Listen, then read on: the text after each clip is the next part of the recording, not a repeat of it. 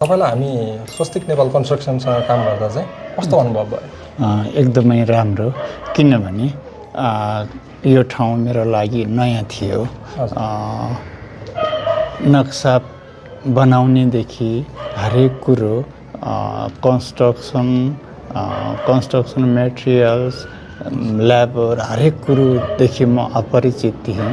त्यही भएर मैले कन्स्ट्रक्सन कम्पनीलाई जिम्मा लगाउने विचार गरेको। जिम्मा त लगाउनु भयो। अब आज यो घर सम्पन्न हुँदासम्म तपाईँलाई कति कुरा प्रब्लम आयो कि आएन, कति समाधान भयो कि भएन, हामीले त्यति छिटो रेस्पोन्स गर्न सक्यौँ कि सकेनौँ, त्यसको पनि केही फिडब्याक दिनुभयो भने अझ सजिलो हुन्थ्यो। हजुर, होइन, हाम्रो एग्रिमेन्ट अनुसार त मङ्सिरको 20 गतेसम्म हो, होइन। अब थोरै दिन अघि पछि भयो।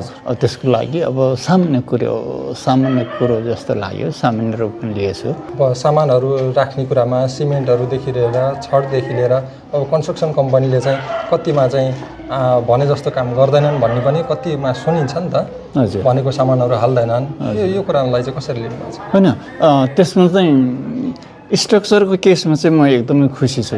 किनभने के अरे, मैले यहाँहरूको पहिलो साइटको 2 दिन भिजिट पछि के अरे फलामको डन्डीहरूको, होइन, डन्डीहरूलाई मिलाउने अनि कङ्क्रिटिङ हेरेर नै मैले तपाईँहरूलाई जिम्मा लगाउने निर्णय गरेको। तपाईँले त अर्को साइट हेरेर अनि बल्ल राम्रै काम गर्नुहुँदो रहेछ भनेर नै दिनुभयो। हजुर हजुर हजुर।